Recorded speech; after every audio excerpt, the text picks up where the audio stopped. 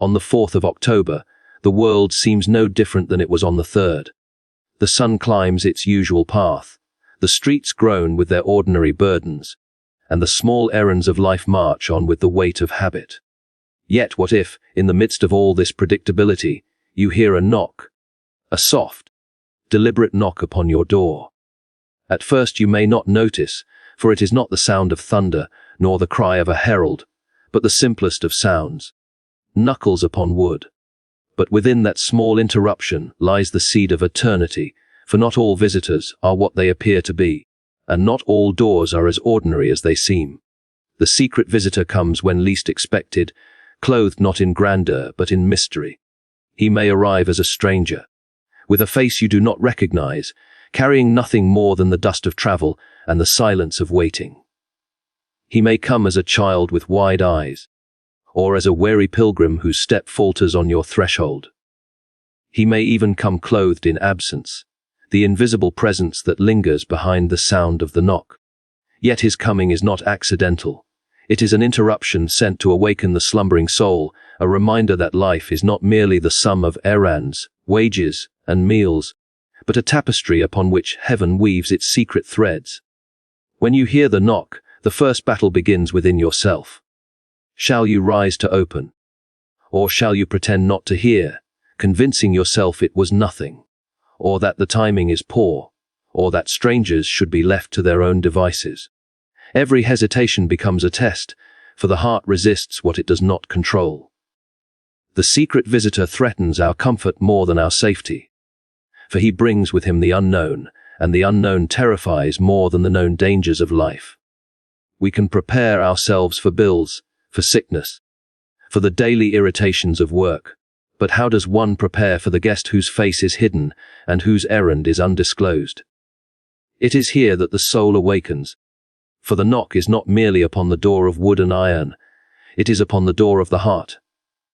And the heart that hears is troubled, because it knows, even if dimly, that the interruption carries with it a summons. To ignore it is to miss a visitation, to answer it is to risk transformation. Both paths carry weight, but only one carries life. The mystery deepens when we realize that the visitor is never simply a visitor. He embodies a truth larger than himself, a truth that stretches back to every tale where the disguised king wanders among his people, or the god visits mortals in humble form, or the angel arrives unrecognized, demanding nothing but hospitality. These stories linger in the marrow of human memory because they reveal something we fear and yet long for, that the eternal might stoop to our doorstep, that the infinite might be clothed in the finite, that the divine might disguise itself in the humble and the ordinary. And so the secret visitor knocks, not with force, but with patience, for he will not break down the door. The door must be opened from within. Here lies the terrible freedom of man, the choice to receive or to reject, to welcome or to deny. The visitor does not come to force himself upon you. He comes to test the readiness of your soul. He is the embodiment of interruption, but also of invitation. He disturbs so that you may awaken, and he awakens so that you may receive. Now let us imagine the scene more vividly. You are seated by the fire, the day's labor behind you, the comfort of routine wrapped around you like a familiar cloak. Suddenly the knock echoes. It is gentle, but unmistakable. At first, irritation rises. Who could it be at such an hour? You hesitate, hoping the sound will not repeat. But it does. Again the knock, patient and persistent, as though it has all eternity to wait. You rise slowly, your thoughts a jumble of suspicion and reluctance. As you approach the door, a strange unease grows within you. Why does your hand tremble upon the latch? Why does the air feel charged with something more than the night breeze? The answer lies in the nature of the visitor. He is not merely a man or woman. He is the interruption of the divine into the ordinary. His presence is a test of hospitality, but deeper still, a test of recognition. For the secret visitor may come in 1,000 disguises, and the only question is whether you will see beyond the outward form to the truth that waits within. Consider how often we have entertained angels unawares, or how the stranger's need has revealed more about our own hearts than about theirs. The secret visitor confronts us with ourselves. He asks us, without words, whether our lives are open or closed, whether our hearts are hospitable or barricaded, whether we are ready to be disturbed in order to be transformed. For transformation never comes by convenience. It comes always as interruption, as the shattering of the expected, as the visitor who stands at the door on the very night you thought was yours alone. And yet the wonder is this: the secret visitor never comes merely to take. He comes to give. But his gifts are veiled, and they can only be received if you first open. Perhaps he brings a word of comfort disguised in silence, or a revelation hidden in the face of one who seems most ordinary. Perhaps he brings the trial that will purify your love, or the question that will pierce your soul. But whatever he brings, it is what you most need, though it may not be what you most desire. The moment of opening the door is the moment of surrender. You do not know what stands beyond, but you know that you must yield to the possibility, that it is more than you can control. The hand upon the latch trembles because the soul senses the weight of eternity pressing upon the threshold. The door swings open, and there, standing in the dim light, is the visitor. You see a face, perhaps lined with age, perhaps youthful, perhaps so ordinary that it almost disappoints. Yet even in that ordinariness lies the secret, the infinite clothed in the finite, the eternal hiding in the fragile. It is here that we must learn the greatest lesson: the divine does not always appear in glory. More often, it appears in the interruptions we least desire, in the strangers we least expect, in the moments that seem most inconvenient. The secret visitor is not a guest to be dismissed, but a revelation to be received. He is the question at the heart of existence: will you open? The world is full of closed doors, hearts that refuse the knock, souls that drown the sound with the noise of business. Yet the visitor does not grow weary. He knocks still, quietly, insistently, waiting for that moment when the soul dares to rise and to open. For in that opening lies the beginning of awakening. The first step toward discovering that life is not merely survival but invitation, not merely routine but encounter. And so on the 4th of October, or on any day that seems ordinary, you may hear it, that quiet knock, that summons at your door. It is not the interruption you expected. It is the interruption that carries eternity within it. And whether you answer or not will shape not only your night, but your very soul. When the knock comes, it is not always welcomed. For what troubles us most is not the sound itself, but what it represents. A visitor stands outside, and though we cannot yet see his face, we sense in the marrow of our bones that he bears something which unsettles us. We imagine he might bring news we do not want, or ask of us something we do not wish to give, or remind us of truths we would rather keep hidden in the attic of memory. The unknown visitor disturbs not because of what he is, but because of what he reveals about ourselves, that we are unprepared, vulnerable, unready to face the uninvited guest. The very act of knocking exposes our fear. Fear that life will no longer be the same once the door is opened. Fear that the safe walls we have built will be breached. Fear that behind the knock lurks the very thing we have been avoiding all our days. It is strange, is it not? How the heart trembles more at the possibility of change than at the certainty of suffering. A man can endure his daily hardships with grim acceptance, but the thought of transformation unsettles him more deeply. For change means surrender, and surrender means loss of control. So when the knock comes, we dread it not because we know what waits beyond, but because we do not. The imagination fills the silence with specters of judgment, of demands too great, of shadows too dark. Yet here lies the paradox: what we most fear is often what we most need. The very interruption that unsettles us is the one that carries the seed of healing. The hand we dread is the one extended to save. Think of the countless souls who pray for guidance yet tremble when it arrives, who ask for truth but recoil when truth stands at their threshold, who long for comfort yet resist the very presence that would comfort them. The secret visitor embodies this paradox. He comes quietly, without force, offering no threat but presence. Yet the soul trembles. Why? because the presence of the unknown reveals the poverty of our defenses. We realize that our fortress is paper, thin, our self-sufficiency fragile, our certainties hollow. And so the knock feels like judgment, though it is mercy. It feels like loss, though it is gift. It feels like intrusion, though it is invitation. Imagine for a moment that you refuse to answer. You sit in silence, pretending not to hear. The knock comes again, then ceases. You tell yourself it was nothing, and return to your tasks. But a strange unease follows you. The silence in the room feels heavier, as if something has departed that ought to have remained. And the truth dawns on you slowly. You have turned away not from danger but from deliverance. The visitor bore not threat but blessing, yet you closed your heart out of fear. You mistook a gift for a threat, mercy for intrusion, healing for harm. Such is the irony of the human soul, to cry out in longing for what it secretly resists when it finally arrives. There is within each of us a deep contradiction. We long to be known, yet we fear exposure. We yearn to be loved, yet we resist the vulnerability that love demands. We desire transformation, yet we cling to the familiar chains that bind us. The secret visitor touches this contradiction like a finger upon a wound, and the wound flinches. But that very pain is the sign of healing, if only we will allow it. The visitor is not the wound, but the physician.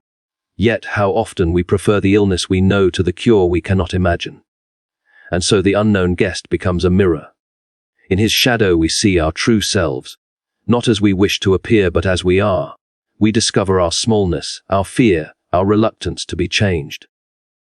The knock upon the door is the knock upon the heart's defenses, and each hesitation reveals the barricades we have built, the excuses, the business, the carefully tended illusions.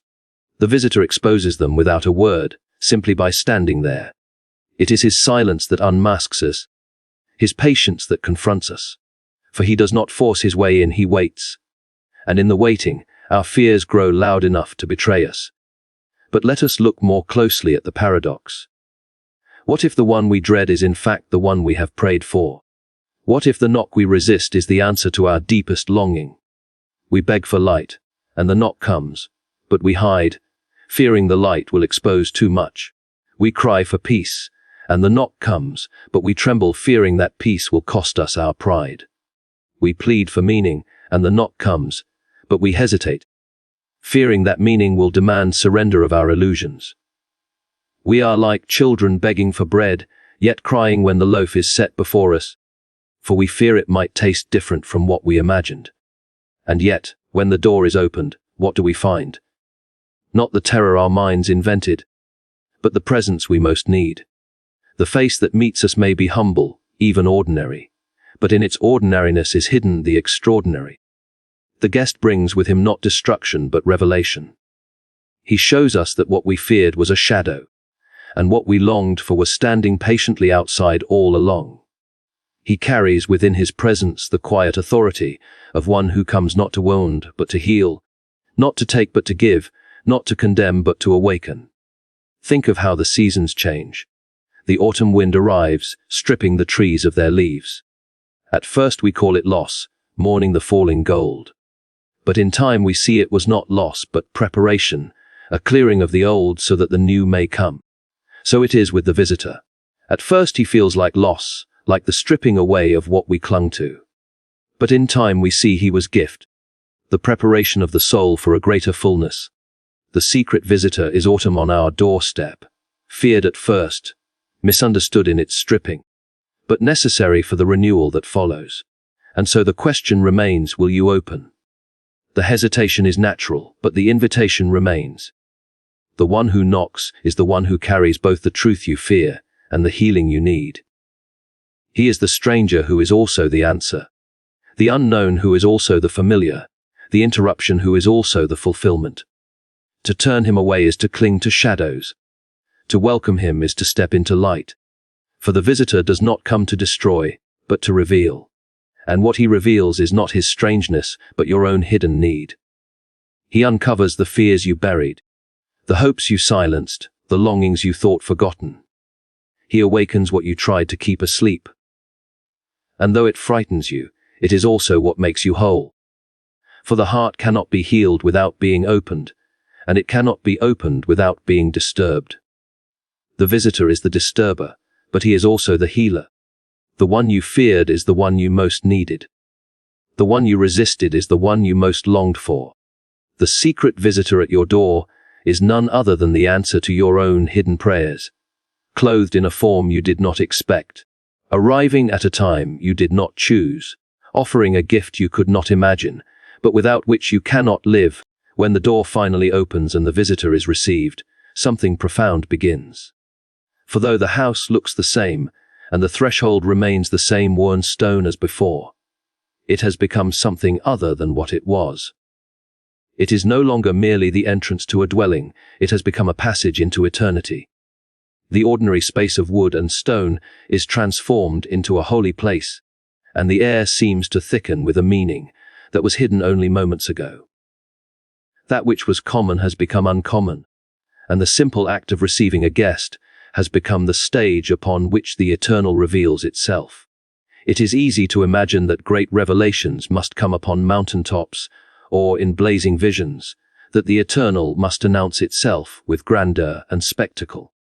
But the deeper truth is that eternity often stoops into the ordinary, disguising itself in the simplest of moments. The transformation of the threshold is proof of this, that the eternal can enter a humble home, that the infinite can pass through a finite doorway, that the holy can stand upon the dust of our floors. What changes is not the stone beneath our feet, but the eyes with which we see it. Once the visitor has crossed the threshold, the whole house is altered, not by rearranging its walls, but by revealing its meaning. The transformation begins within the host as well. For the heart that dares to open finds itself opened in more ways than one. It begins to see that every guest is a signpost pointing beyond himself, that every face carries a depth unseen, that every encounter is charged with the possibility of eternity. The secret visitor becomes the lens through which the ordinary is transfigured. The bread upon the table no longer looks like mere food, it becomes a sacrament of presence. The conversation no longer sounds like mere words, it becomes a dialogue of souls. Even the silence is no longer emptiness, it becomes a space in which the eternal breathes. Consider how often we pass through doors without thought. 1,000 thresholds crossed in haste, each one forgotten as soon as our foot lifts from the stone. Yet in that moment when the visitor arrives, one door among thousands becomes the hinge of destiny. What seemed a casual boundary between outside and inside becomes the very place where heaven stoops low to meet earth. The transformation is not in the wood or iron, but in the encounter. It is the presence of the guest that makes the doorway eternal. And so the house becomes something more than shelter, and the threshold something more than an entrance. They become symbols of a greater reality, that every place, however humble, may become the meeting place of the temporal and the eternal. It is not without cost. Transformation never comes without a measure of surrender. For to welcome the visitor is to relinquish control, to allow your plans to be unsettled, to let go of the illusion that the night belongs only to you. The hearth where you thought you would sit in solitude now becomes a place of shared presence. The meal you had portioned for yourself must now be shared. The quiet you expected may be broken by another's voice. Yet in the surrender of these small comforts lies the gain of something infinitely greater. The hearth becomes warmer for being shared. The meal becomes richer for being broken together. The silence becomes more profound when it is filled with presence. The loss is real, but the gain is immeasurable. And in this transformation lies the great secret, that the visitor is not simply a stranger at your door, but the bearer of eternity into your life.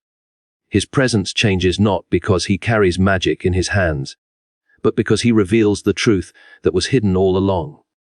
The ordinary was never merely ordinary. It was always pregnant with meaning. We simply lacked the eyes to see it. The secret visitor awakens those eyes. He teaches us to look again at what we thought we knew and to see in it the glimmer of eternity. Picture again the threshold. A door swings open, a guest enters, and suddenly what was once private becomes a sanctuary. The home becomes an altar, the guest becomes a revelation, and the host becomes a participant in something larger than himself. This is the transformation of the ordinary threshold day, not that it ceases to be what it was, but that it is revealed as more than it seemed. The eternal has kissed the temporal, and the kiss lingers upon the stone. This is why the stories of old so often speak of disguised kings, wandering gods, and angels clothed in human form. They remind us that the eternal does not always announce itself in lightning and fire. More often, it comes quietly, through a knock on a door, through the face of a stranger, through the interruption we did not choose. The transformation is not in the visitor alone, but in the heart that recognizes him. To those who refuse, the moment passes as if nothing had happened, and the house remains what it was. But to those who welcome, the house becomes a temple, the meal a feast of meaning, the threshold a doorway into eternity. And here lies a mystery. Once you have welcomed such a visitor, every door you encounter carries new weight.